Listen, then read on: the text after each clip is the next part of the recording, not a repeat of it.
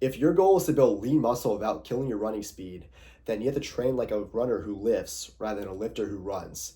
So a lifter who runs, that's someone who trains like a bodybuilder. They're going to the gym 5 to 7 days a week, push pull legs or some weird like split that it's more of like a ego thing than anything, where some fitness influencer says, "Oh, this is the best split ever. This is how you build muscle." Like the people who lift and run, that's what they're following.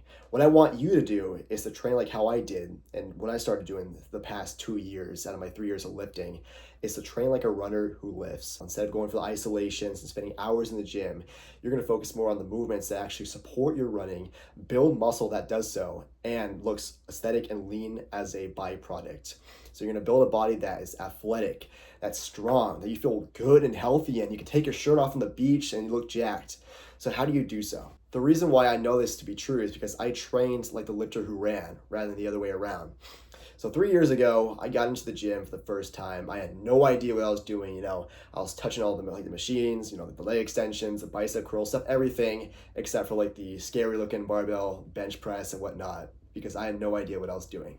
I looked up online how to build muscle like everyone does when they first got going to the gym, and I was just like obliterated with like all this information on like these crazy workout splits, how to train like a bodybuilder and stuff like that. And there's never any information that was tailored to people like me, a person who wanted to run without killing the running speed. And the only strength training for runners, at least at the time, was just like push-ups and planks and squats and this body weight like bull crap that doesn't build any muscle. It builds strength and maybe your work capacity and conditioning, yeah, but it wasn't what I wanted, which was to build lean muscle and a body that I was proud of without killing my running speed. So what would happen 3 years ago when I trained like a bodybuilder was I'd be doing like 6 days per week in the gym, push pull legs on top of like 40 miles of running. Back in college, we were doing like track practice, so I would go after practice like a hard like interval session and go out and lift, thinking that that was a smart thing to do because I've always thought keeping my hard days hard and my easy days easy.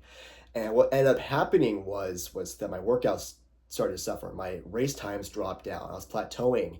I wasn't getting any faster. And on top of that, I wasn't progressively overloading the gym. I always heard about the concept of newbie gains and always wondered when mine would come in. It was 8 months and I made zero progress. So I took that experience rather than like iterating my training and seeing what was wrong as I should cut out running because the bodybuilders were right. I should cut out all cardio because cardio kills gains. And for the first couple months of that, I believe that they were right. I was seeing gains in the gym. I was actually starting to have some like muscle like pop up on my chest.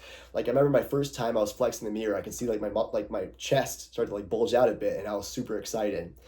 However, that didn't last for long. Eventually, I started to pack up more fat, which I thought was just part of the process. I thought that that was muscle coming in, and it was not. After a couple more months, my abs were completely gone. I was just left as a shell of who I was. My athleticism was like bare minimum because I was doing a couple runs here and there, but it was pretty much nothing.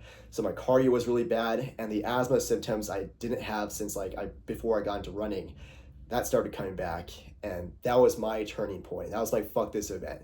The fuck this event, that's like the point when you're doing something hard for a long period of time and you're just over it. You're done. Like you're working in I don't know, like a 60-hour job that you fucking hate and you leave it. My realization was I always wanted to be the runner who lifted, not the lifter who ran.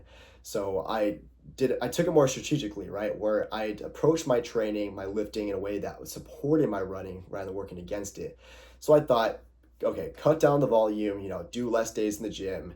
So like less frequency, but then compound it into more, right? So, when you're doing like a push pull legs, you're doing like some like upper body, some lower body here and there.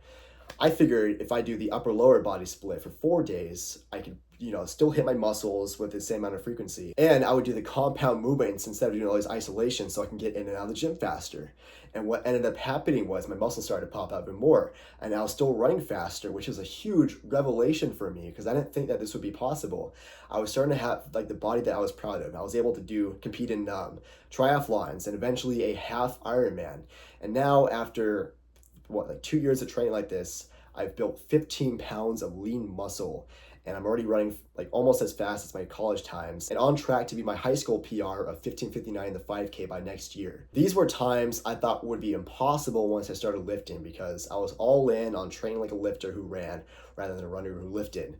I didn't think that it would be possible to build muscle while running faster, but each and every day I'm surprising myself. As long as you strategically plan your lifting around your running, like you're not going for like the bodybuilding splits, you're going 2 to 4 days for full body or upper lower. Like right now I'm running the 3 by full body split Monday, Wednesday, and Friday. You're lifting on your easy run days, or if you do lift on your hard run days, you separate it by at least 4 to 6 hours to give your body plenty of recovery so you can max out the intensity on each one. That way you can recover and, get the most results out of that. This is not rocket science like it's made out to be. It's actually very simple. You just need a systematic approach. And I can't believe, I feel like I'm like the first one on YouTube, on like this whole social media platform that's explaining this, because I thought it was just common sense, but no, like everyone's still thinking like, oh, cardio kills your gains, you can't do this and that, and it's just such BS. With this new style of training, I'm living the life I finally want to live, where I'm feeling great in my body, I feel healthy, strong. Now, I know better than anyone that it's hard to get around this hump, right? Like you can hear all this information on how to build muscle as a runner, but it's hard to actually take that first step towards that. So if you're a runner who's looking to build lean muscle without killing your running performance, come click the link down below in the description, book a call with me, and let's see if we can work together.